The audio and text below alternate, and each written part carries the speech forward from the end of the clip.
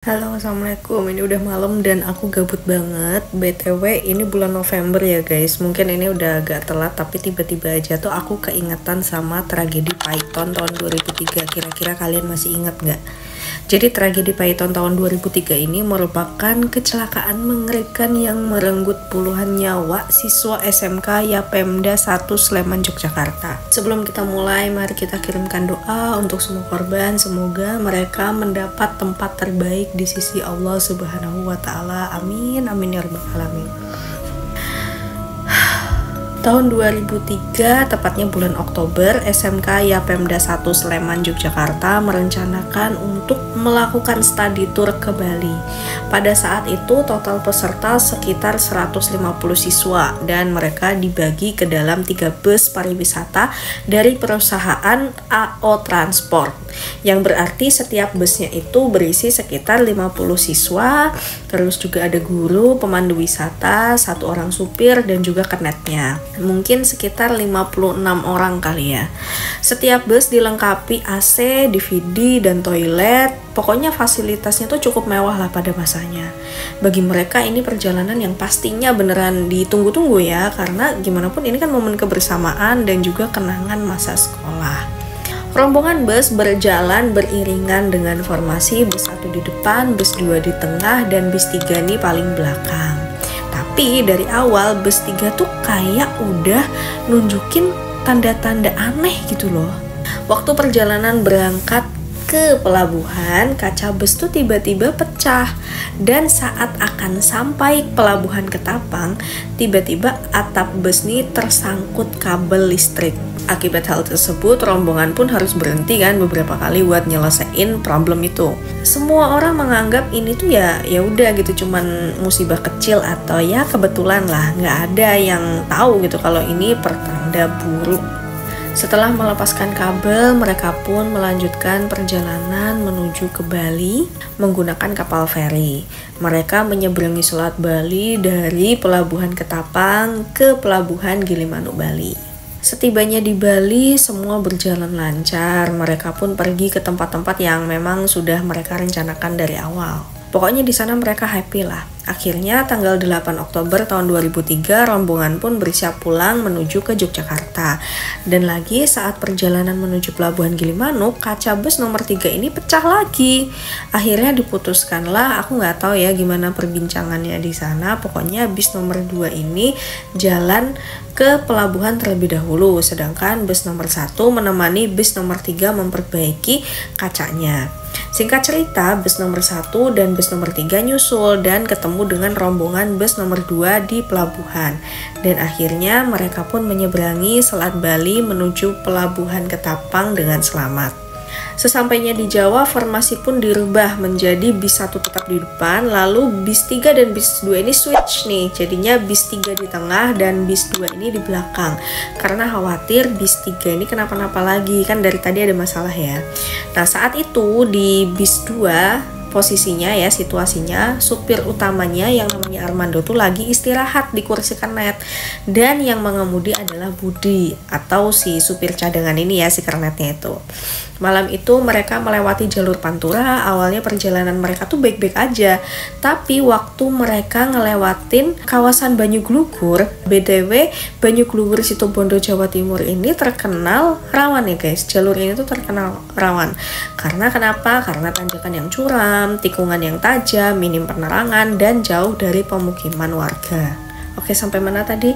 Jadi saat ngelewatin jalur ini ya, jalur Banyuglugur tadi tuh tepatnya 3 km dari PLTU Python, di depan rombongan tuh ada truk cold diesel yang jalannya tuh agak lambat gitu loh. Akhirnya rombongan memutuskan untuk nyalip si cold diesel ini.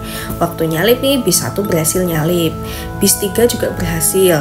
Tapi pas bis 2 lagi nyalip, tiba-tiba dari arah berlawanan muncul truk kontainer yang juga lagi nyalip kendaraan lain di depannya. Ketika kontainer pengen balik lagi ke jalurnya, jadi habis ini loh, dia nyalip kan, terus harusnya dia balik lagi ke jalan.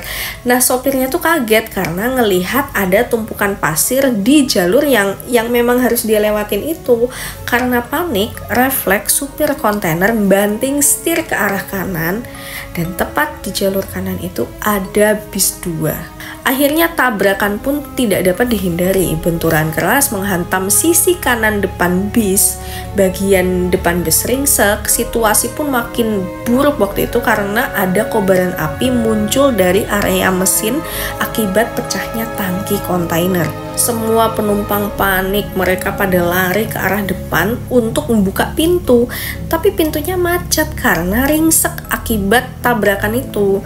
Mereka akhirnya lari ke belakang dengan maksud mau lari lewat pintu belakang.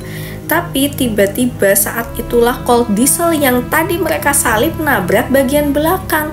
Akhirnya apa? Akhirnya bis terjepit, pintu belakang ringsek, nggak bisa dibuka juga. Mereka terperangkap di dalam bis. Mereka semua teriak, nangis, minta tolong, bahkan berusaha untuk memecah kaca bis.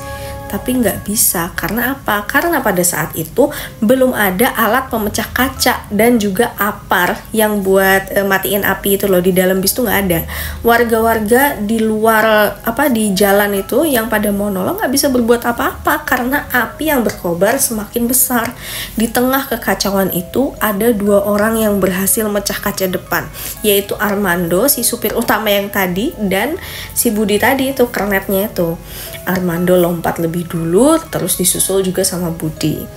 Dengan cepat, api merambat membakar bus 2 sampai habis. Setelah beberapa jam, api pun padam dan yang tersisa hanya apa? Hanya rangka bis yang hangus. Di dalam rangka-rangka bus itu terdapat tubuh-tubuh yang sudah sulit untuk dikenali.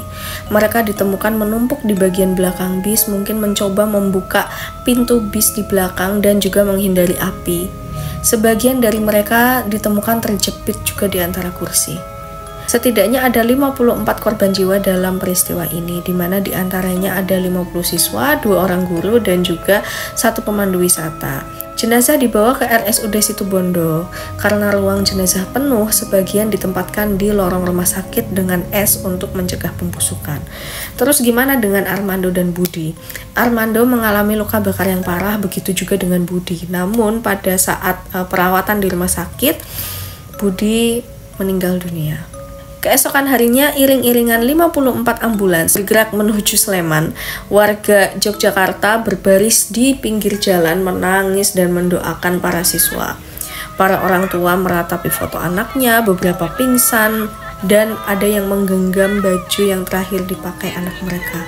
Namun ada satu fakta lain yang membuat hati semakin perih. Para penumpang bus 1 dan bus 3 tuh mereka nggak tahu apa yang terjadi sama bus 2. Sepanjang perjalanan mereka mikir tuh bus 2 cuman ketinggalan jauh aja di belakang.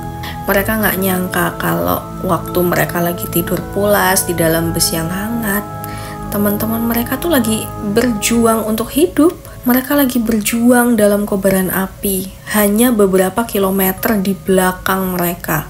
Terus waktu mereka sampai di Jogja, di sekolahnya gitu ya, mereka tuh bingung soalnya kok banyak banget orang di lingkungan sekolahnya. Pokoknya mereka bingung kok banyak banget orang tua yang nangis, banyak wartawan, orang tua aja sampai banyak yang pingsan gitu kan. Akhirnya mereka diinfoin, begitu dapat kabar itu, wah mereka nangis, dunia tuh kayaknya runtuh gitu ya. Ya gimana, nggak ada yang nyangka study tour di Bali mereka happy-happy kemarin, lah kok malah jadi pertemuan terakhir untuk selamanya.